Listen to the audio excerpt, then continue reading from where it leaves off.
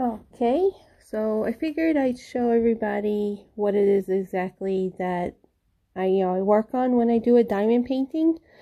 So this is an up close of what we are looking at right now is symbols that show what bead color you have to put down. So because if you can see on the side, it has like the numbers, and then it has what the corresponding letter is to that number. So when I code my bin that I have the colors in, then I just pick number 16, which is I, and put that color and put it in the little tray that you just saw that I put out. And there's the color. I usually use a bigger tray to keep my beads in, but for some reason I couldn't, when I was going to do this video, I couldn't find the bigger tray. And there, as you just saw before too, I forgot to pull up the plastic so you couldn't start diamond painting. So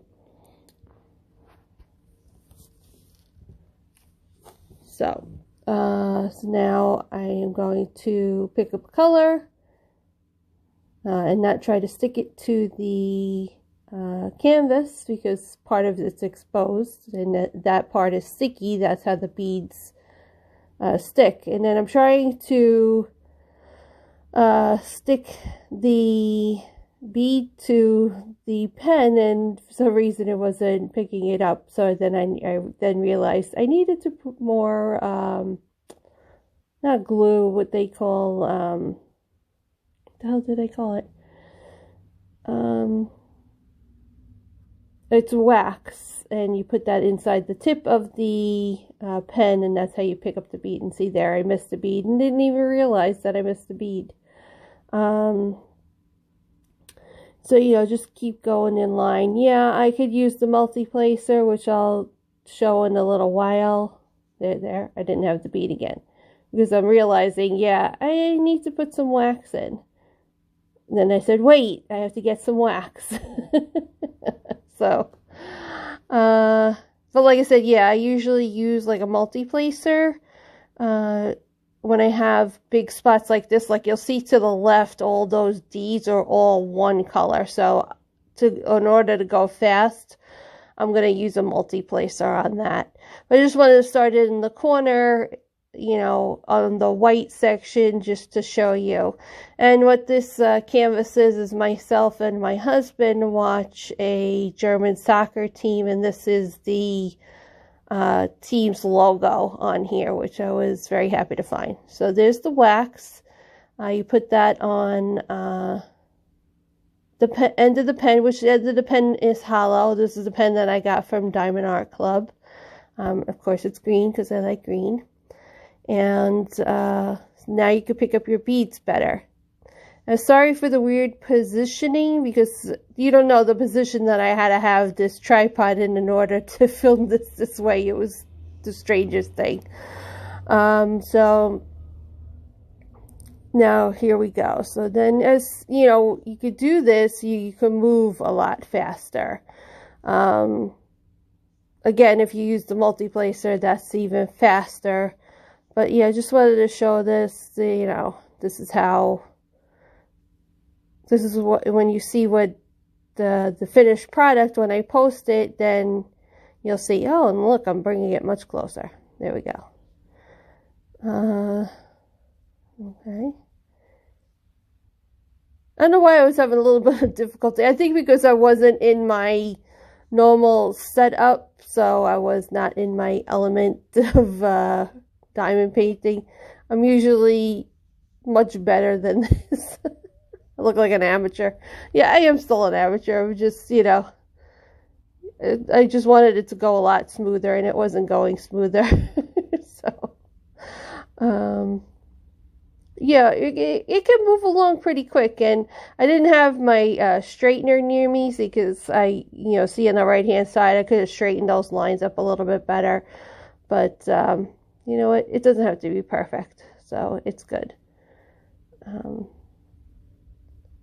believe in the next section, I use the multiplacer to show you, and I don't do it great in that, but yeah. So this is it. This is diamond painting. It's a lot of fun. I find it relaxing. I find it rewarding to see a picture that, you know, has symbols on it to then turn it to a picture. You know, so I like it a lot. My sister introduced me to it, and I'll say that's about 2 or 3 years ago. So yeah, I love it. And the more diamond paintings that you have, the more diamond paintings that you want. One day I'll do a little bit of a room tour where I have paintings that I don't have framed yet, because, you know, it takes a little bit of time to do that. But of course, you always want them done. So I'll just do what I have up on the walls in here in my room that I have the diamond paintings in. Sometimes I do the diamond painting up here. Like I said, majority of my time when I'm doing the diamond painting is in the living room or is in my bedroom. But other than that, I didn't realize that I had taped for like 15 minutes. So, you know, I gotta find the time to keep talking and through this. I couldn't talk when I was doing this was because I was in the bedroom and it was late, so yeah, I didn't want to disturb Hector, so I figured let me just record it and then I'll do a voiceover and see how all that works out together to be. So, and then see, this little last section is almost done. So then we'll move on to the next section. Usually I like to do the same, like I'm going to do all those eye ones. So I like to do all, while I have that color out, I like to do that whole section of color with the bead that I have out. Oh, and then we got 2 beads together. So push that one up. Yeah, I think pretty soon I'm going to show you how sloppily I'm going to do a multiplacer. But once you get the hang of the multiplacer, especially with the section like I said to the left, it's like a godsend, because if you know, most people know like 310, which is the color for black. If you have a black background and you have a lot, like when I was doing I had the Game of Thrones ones that I did of all the faces of the characters. There was so many. I had to use a multiplacer. It was crazy. So like I said, I think soon it's going to be that I'm going to show using a multiplacer. I know it's like coming attractions. I was just doing a little bit of work, trying to catch up on work.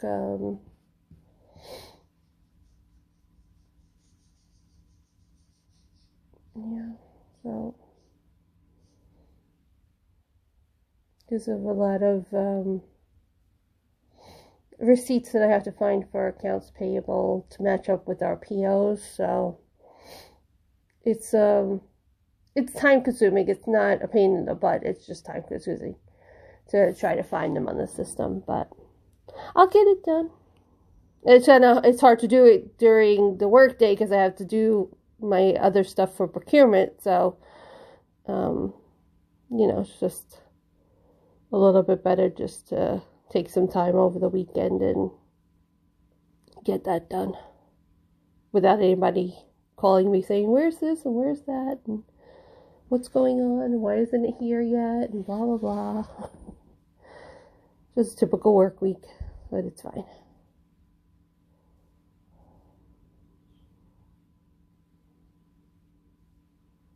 as we say, thank God for having work, because that's a good thing. What else? What else?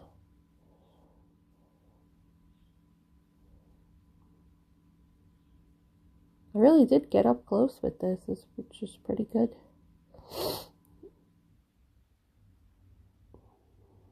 What else to talk about? I'm sorry. I'm just like, I'm watching to see what I'm doing next, so it's like, it's funny. But I don't know, and sometimes I just like to do one by one, even though, like in this little section, I like to do one by one, because then you can control how straight they are. There I am, shaking up the beads, which I need to fill up those beads more.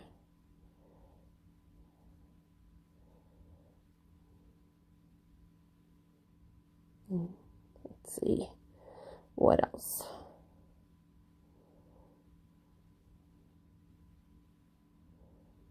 Sometimes the beads get stuck, so you just have to shake them. So, well, like I said, I usually use a bigger tray, but for some reason they all disappeared when I went to go look for them. So, anyways, sorry, I'm shaking up the whole thing over there. And now my whole finger is in your face. Let's see what else.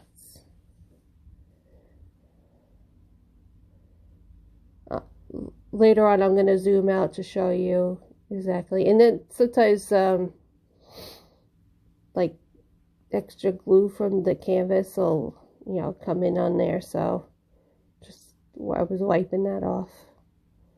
I think I put on some more. Yeah, I put on some more beads in the tray. And then it was just separating them so I could show you how I use the multi-placer. Okay. And they're trying to get it to focus on the pen. That's the bottom of the pen. And I put it down, and if you put it down too close to the next row, that'll happen. So yeah, I royally screwed that up. That wasn't a smooth transition for a multi-placer. And then it went on, when it went down a little bit lower than I liked it to, so I had to reposition all the beads. And that's why sometimes it's a pain in the ass to use the multi-placer, because then, and then I'm moving that back up onto the top, because you putting them down, and it's supposed to save you time, and then it's like you're repositioning them all, so you might as well have just placed them individually the first time, because you just wasted time trying to replace them. And I think I try again to show you how to use the multi-placer. Sorry for, I don't know what that was under my nail. So sorry, that's gross. Thank God you only saw it for a second. But yeah. Maybe I'll try to chop that out when I edit. I'm sorry. But yeah, that multi-placer went down better. And then again, always have to have things straight, so I readjusted the beads again. And then sometimes the bead goes on upside down, so you flip it over. And then I'm almost finished with this little section over here, which I think I'll pull back in a little while and show you exactly, excuse me, what this whole thing looks like. Yeah, I can't wait to get it done and frame it. I usually put it on the canvas and then I put washi tape around it. I've been finding I like the way that looks a lot. And it just looks really nice and decorative. I just sent for another custom of Hector's family friend in El Salvador. It's a picture of her and her mother that I want to do for them, because I think they'll like it. Because we send them pictures of like the flowers that I've been doing or whatever. And she loves it. She actually thinks like it's painting, but yeah. So I figured it would be a nice surprise if I sent them a picture of them. So that'll be nice. So I just sent for that. And it shouldn't take too long. They usually take about a week or two to render it to a canvas. And then about another week or so to get here. It comes, from China. So, but I think it's pretty quick. And they do a really nice job because they did a nice job on another custom that I just did. So, but yeah. So almost finished with this section. Only a couple of more rows. And like a small canvas like this, it'll take me like a week and a half, depending on, how it is during the week. If there's like nothing on television, which there usually is, then I can get stuff done pretty quick, because then it's just boring and just keep me busy by doing this. I think I went and got more beads.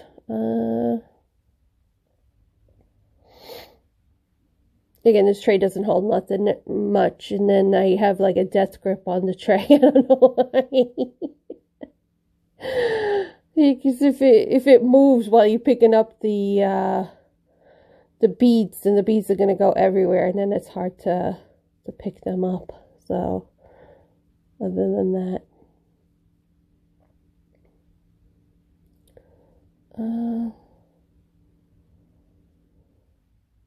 yeah, and sometimes when you shake it, and if you shake it too close to the bottom, then those will fall right out. But then I found a trick that someone just showed us on how to take this squishy that you could use on the bottom of your pens and cut them, and you could stick it in the bottom of that tray, and the beads won't fall out. So I thought that was pretty cool, but I didn't have a squishy around to do it, so this was just a little impromptu video that I figured that I would put together. I know this is probably boring to some people, but I just thought it's fun. It's a hobby that I like to share.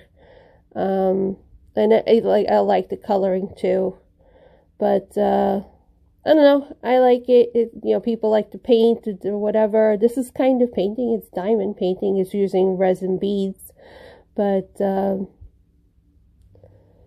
know. I just, like I said, to be crafting, it's makes me happy, keeps me sane. It helps me not to stress out so much, and so yeah, like I said, this is the last row in that little section. I'll go up to the next little white strip section and do that before I go ahead and start to do the red part. And here's the last bead on that, in that color. And it says FC Bayern. This is a German soccer team that I follow. So that I pulled it back so you could see. And that's what it's going to look like, the whole thing. But then I'll show you a picture of the finished product on Instagram and on my channel too. Goodbye. I said goodbye. All right, goodbye.